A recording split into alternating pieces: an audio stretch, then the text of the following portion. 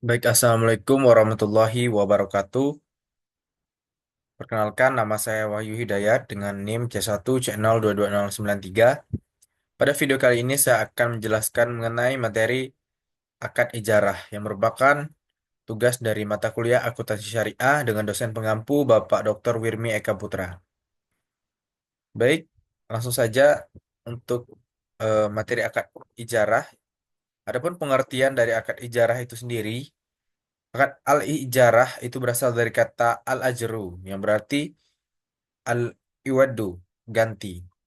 Nah, dalam pengertian istilah yang dimaksud dengan ijarah itu adalah akad pemindahan hak guna atas barang dan jasa melalui pembayaran upah sewa.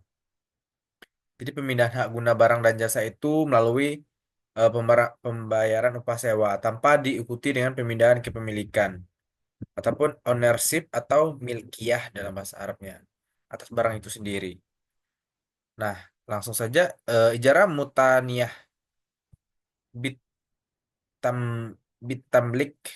Nah, itu adalah ijarah dengan wa'ad, kepemilikan objek ijarahnya itu pada saat tertentu. Objek ijarah dalam manfaat dari penggunaan aset berwujud ataupun aset tidak berwujud.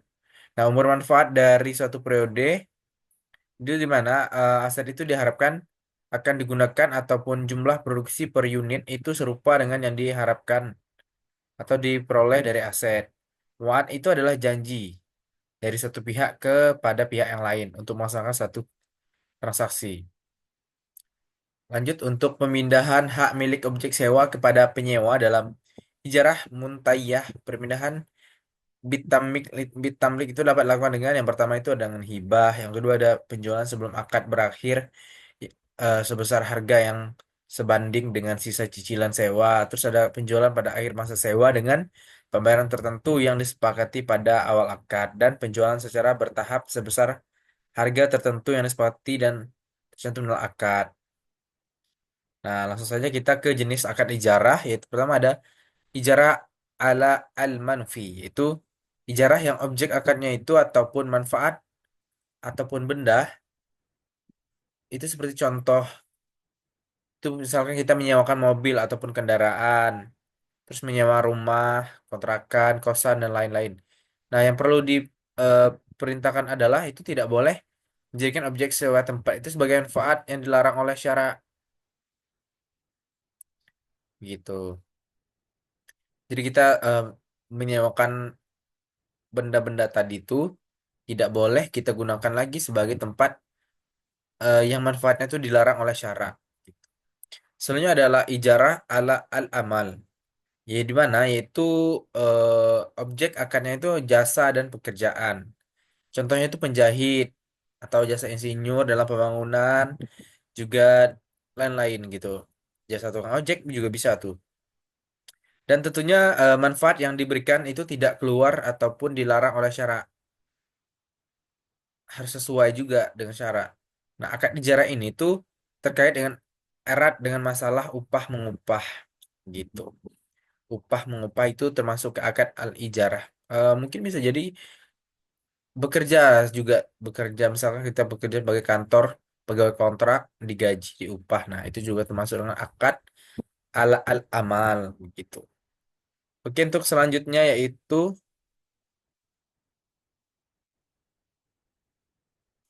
dasarnya. Adapun dasar syariah dari akad al-ijarah itu sebagai berikut. Seperti al-ijarah dalam bentuk sewa menyewa maupun dalam bentuk upah mengupah itu merupakan muamalah yang disyariatkan dalam Islam. Hukum asalnya menurut jamhur ulama itu adalah mubah ataupun boleh. Mubah ataupun boleh. Apabila dilaksanakan sesuai dengan ketentuan yang ditetapkan oleh syara berdasarkan Al-Quran, hadis Nabi, dan juga ketetapan ijma ulama. Jadi, walaupun boleh, itu kita harus juga tetap berdasarkan Al-Quran, hadis, dan juga ijma ulama gitu.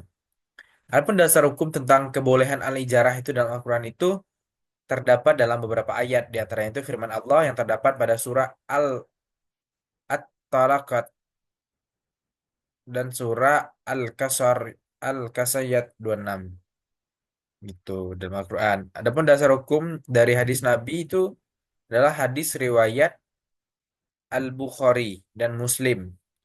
hadis riwayat Ibnu Majah. Tuh. Nah, untuk perlakuan akuntansinya sendiri, itu pernyataan nasional akuntansi keuangan 107, akuntansi ijarah PSAK 107 itu pertama kali dikeluarkan oleh Dewan Standar Akuntansi Keuangan Ikatan Akuntan Indonesia atau disingkat dengan DSA-AKI. DSAKI IAI dan pada 21 April 2009. Pasal 107 ini mengatur pengakuan, pengukuran, penyajian, dan juga pengungkapan transaksi ijarah. Ijarah itu adalah akad pemindahan hak guna itu manfaat atau disebut dengan manfaat atas suatu aset dalam waktu tertentu dengan pembayaran sewa. Pembayaran sewanya itu untuk ujrah tanpa diikuti dengan pemindahan. Nah, aset ijarah ini adalah aset baik berwujud maupun tidak berwujud yang atas manfaatnya disewakan. Baik yang berwujud atau tidak, tapi manfaatnya itu disewakan. Itu. PSAK 107 ini memberikan pengaturan akuntansi baik dari segi pemilik, disebut dengan mujir, dan juga penyewa disebut dengan mustajir. Berikut adalah ilustrasi kasus akad ijarah.